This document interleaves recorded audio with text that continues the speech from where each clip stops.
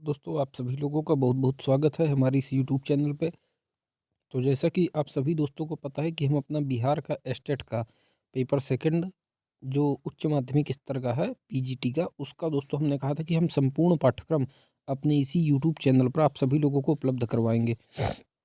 उसी क्रम में दोस्तों हमने कहा था कि हमारा पढ़ने का क्रम सबसे पहले जो हमारे पाठ्यक्रम में रचनाएँ लगी हुई हैं, तो रचनाओं का अध्ययन करेंगे।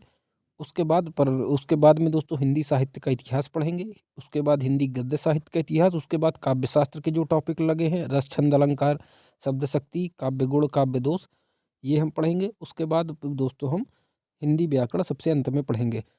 ये हमारा पढ़ने का क्रम रहेगा। तो उसी क्रम में दोस्तों हमने रचनाओं के क्रम में पढ़ना शुरू किया है और छठवें नंबर में हमारे जो पाठ्यक्रम में बिंदु लगा हुआ है चयनित कहानियाँ। तो उसी क्रम में दोस्तों सभी 6 कहानियाँ जो हमारे पाठ्यक्रम में लगी हुई हैं, हम पढ़ चुके हैं, पूरे विस्तार के साथ में, प्रामाणिक विषय वस्तु के साथ में, और वीडियो भी अपलोड कर चुके हैं। आशा करते हैं आप लोग देख भी चुके होंगे।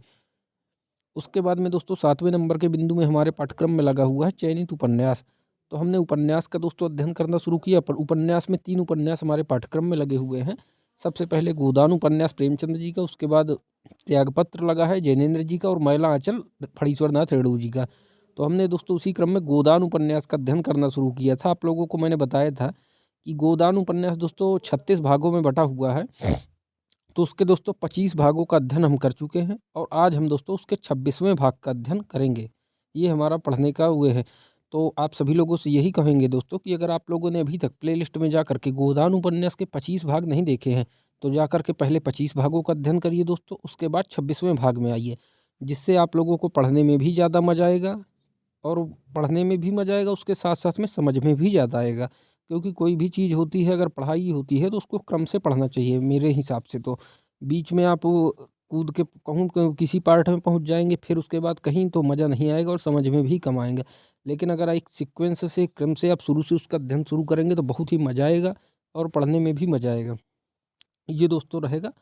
तो चलिए दोस्तों शुरू करते हैं अपना पाठ्यक्रम। यही कहेंगे दोस्तों, अगर आप लोग चैनल में नए हैं तो चैनल को ज़्यादा से ज़्यादा सब्सक्राइब करिए, शेयर करिए, जिससे हमारा जो प्रयास है कि हिंदी विषय के लिए सभी को निःशुल्क विषय वस्तु हम उपलब्ध करवा सकें, उसमें हम सार्थक हो हमारा प्रयास। उसके लिए आप लोगों को भी सहयोग ज़रूरी है। चलिए दोस्तों, आज सीधे गोदान उपन्यास का अपना 26वां भाग, जिसका आज हमें अध्ययन करना है, उसका अध्ययन हम करते हैं। लाला पटेश्वरी पटवारी समुदाय के सद्गुणों के साक्षात अवतार थे। वह यह ना देख सकते थे कि कोई असामी अपने दूसरे भाई की इंच भर भी जमीन दबा ले। न वह यही देख सकते थे कि असामी किसी महाजन के रुपए दबा ले।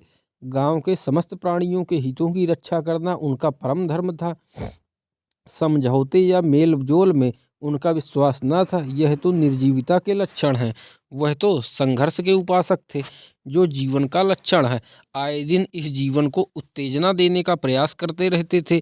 एक न एक गुलझड़ी छोड़ते रहते थे।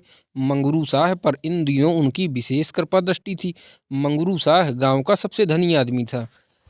तो देखिए दोस्तों, गांव का सबसे धनी आदमी कौन था? मंगरू साह गांव का सबसे धनी आदमी था, पर स्थानीय राजनीति में बिल्कुल भाग न लेता था।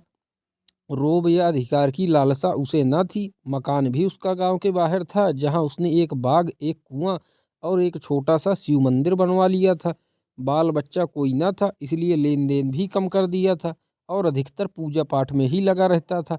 कितने ही असामियों ने उसके रुपए हजम कर लिए थे, पर उसने किसी पर भी नालिश फरियाद न की। होरी पर भी उसके सूद ब्याज मिलाकर कोई 150 रुपए थे। कितने थे दोस्तों होरी के? 150 रुपए होरी लिए था मंगरू साह से, और 150 रुपए थे। मगर ना होरी ने ऋण चुकाने की कोई चिंता थी, मगर ना होरी को ऋण चुकाने की कोई चिंता थी और न उसे वसूल करने की। 2-4 बार उसने तकाजा किया, घुड़का डांटा भी, मगर होरी की दशा देखकर चुप हो बैठा। अब की संयोग से होरी की ऊख गांव भर के ऊपर थी। दोस्तों, इस बार होरी की ऊख जो है तो गांव भर के ऊपर थी। कुछ नहीं तो उसके 2-250 सीधे हो जाएंगे। कितने दोस्तों? 2-250 सीधे हो जाएंगे, ऐसा लोगों का अनुमान था।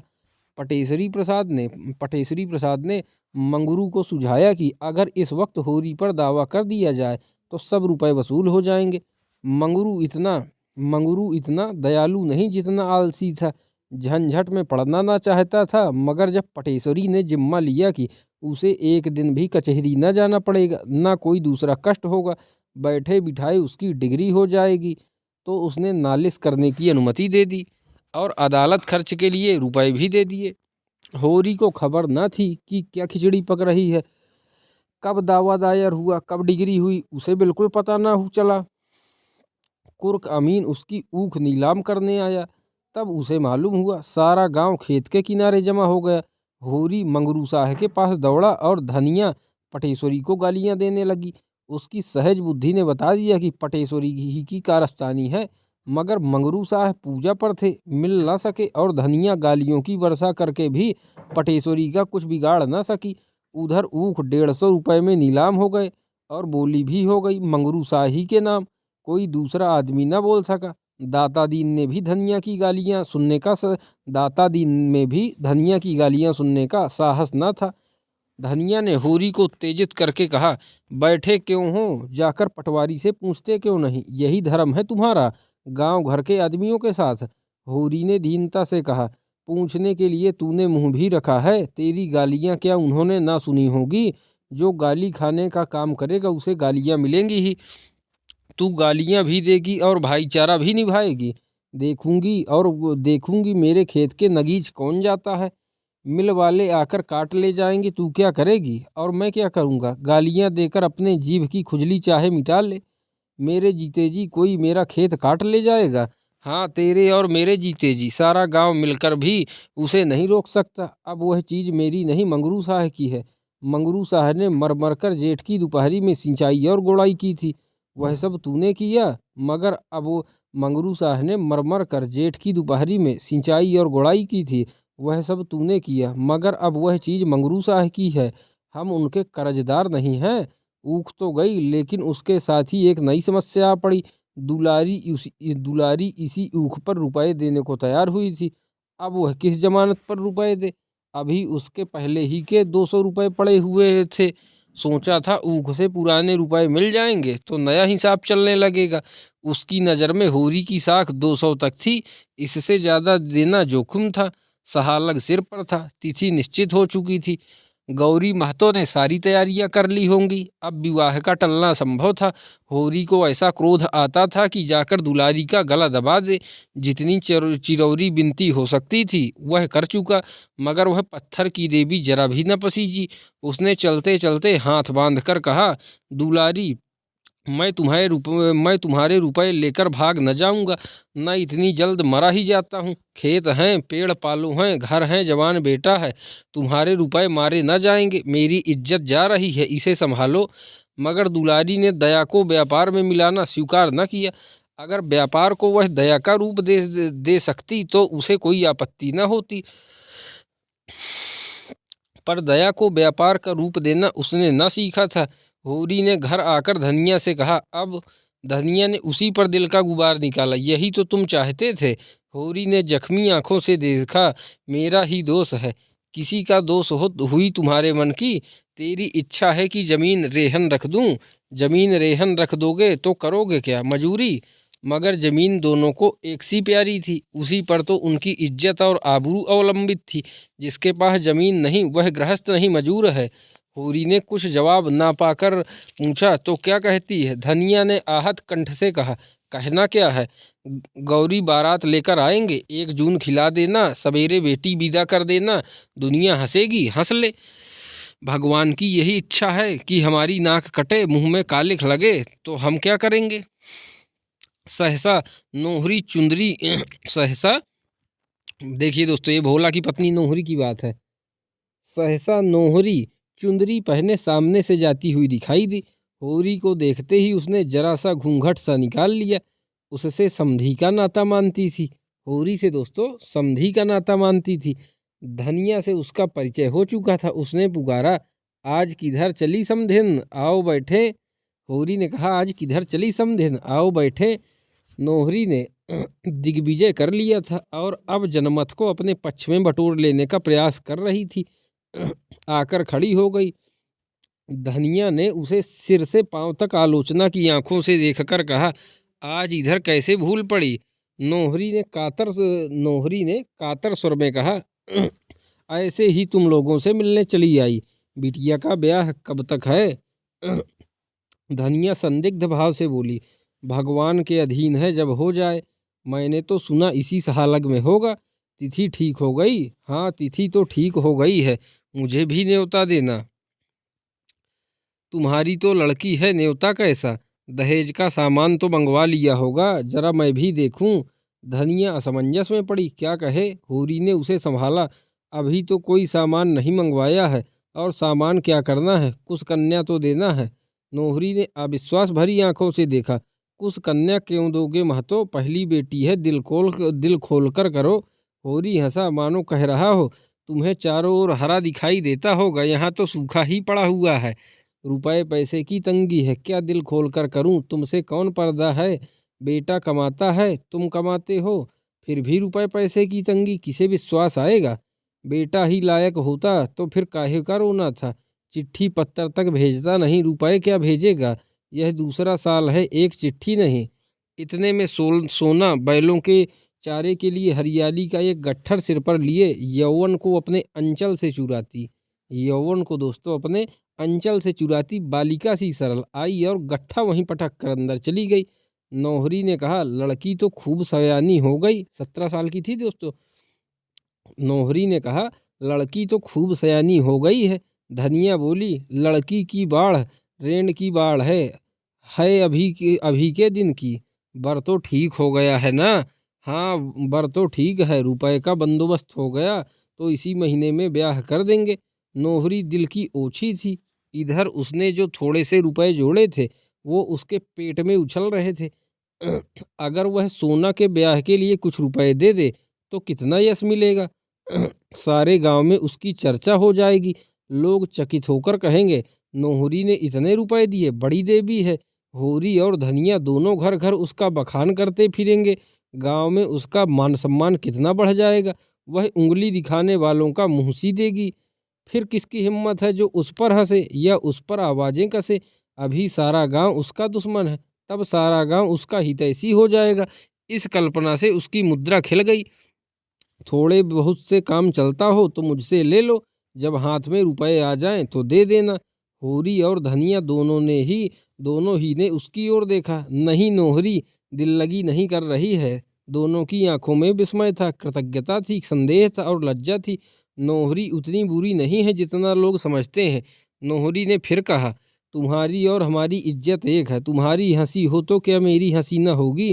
कैसे भी हुआ हो, पर अब तो तुम हमारे समधी हो। होरी ने सकुचाते हुए कहा, तुम्हारे रुपए तो घर में ही हैं, जब काम पड़ेगा ले लेंगे।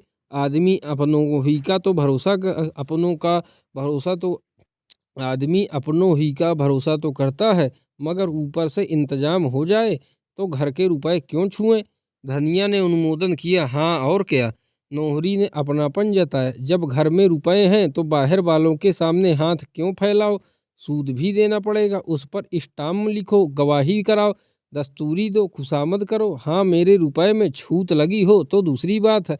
होरी ने संभाला, नहीं नहीं नोहरी, जब घर में काम चल जाएगा तो बाहर क्यों हाथ फैलाएंगे। लेकिन आपस वाली बात है, खेती बाड़ी का भरोसा नहीं। तुम्हें जल्दी कोई काम पड़ा और हम रुपए न जुटा सकें तो तुम्हें भी बुरा लगेगा और हमारी जान भी संकट में पड़ेगी। इससे कहता था, नहीं, लड़की तो तुम्हारी है, मुझे अभी रुपए की ऐसी जल्दी नहीं है, तो तुम्ही से ले लो, तो तुम्ही से ले लेंगे। कन्यादान का फल भी क्यों बाहर जाए। कितने रुपए चाहिए, तुम कितने दे सकोगी। 100 में काम चल जाएगा। होरी को लालच आया, भगवान ने छप्पर फाड़कर रुपए दिए हैं तो जितना ले सके उतना क्यों ना ले। 100 से भी काम चल जाएगा, 500 में भी चल जाएगा, जैसा हौसला हो। मेरे पास कुल 200 रुपए हैं, वह मैं दे दूंगी। तो इतने में बड़ी खुशफेली से काम चल जाएगा। अनाज घर में है, मगर ठकुराइन आज तुमसे कहता हूँ, मैं तुम्हें ऐसी लक्ष्मी न समझता था। इस जमाने में कौन किसकी मदद करता है और किसके पास है। तुमने मुझे डूबने से बचा लिया। दिया बत्ती का समय आ गया था, ठंडक पड़ने लगी थी, जमीन ने नीली चादर ओढ़ ली थी। धनिया अंदर जाकर अंगीठी लाई, सब तापने लगे। पुआल के प्रकाश में छबीली रंगीली कुलटा नोहरी उनके सामने बरदान सी बैठी थी। इस समय उसकी उन आंखों में कितनी सहृदयता थी, कपोलों पर कितनी लज्जा, होठों पर कितनी सत्प्रेरणा।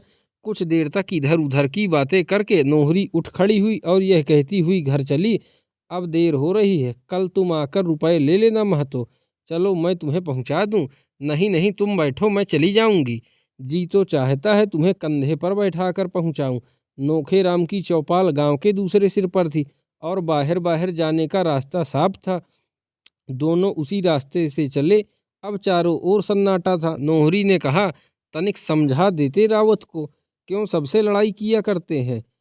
जब इन्हीं लोगों के बीच में रहना है तो ऐसे रहना चाहिए ना कि चार आदमी अपने हो जाएं। और इनका हाल यह है कि सबसे लड़ाई सबसे झगड़ा। जब तुम मुझे पर्दे में नहीं रख सकते, मुझे दूसरों की मजूरी करनी पड़ती है, तो यह कैसे निभ सकता है कि मैं न किसी से हंसूं न बोलूं, न कोई मेरी ओर ताके न हंसे। यह सब तो पर्दे में ही हो सकता है।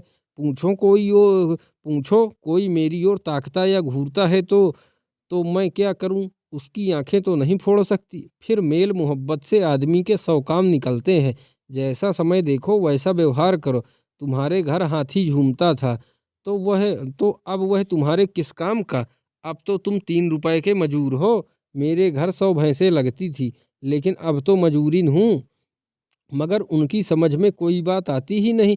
कभी लड़कों के साथ रहने की सोचते हैं, कभी लखनऊ जाकर रहने की सोचते हैं। नाक में दम कर रखा है मेरे। होरी ने ठकुर सुहाती की, यह भोला की सरासर नादानी है। बूढ़े हुए अब तो उन्हें समझ आनी चाहिए। मैं समझा दूंगा, तो सवेरे आ जाना, रुपए दे दूंगी।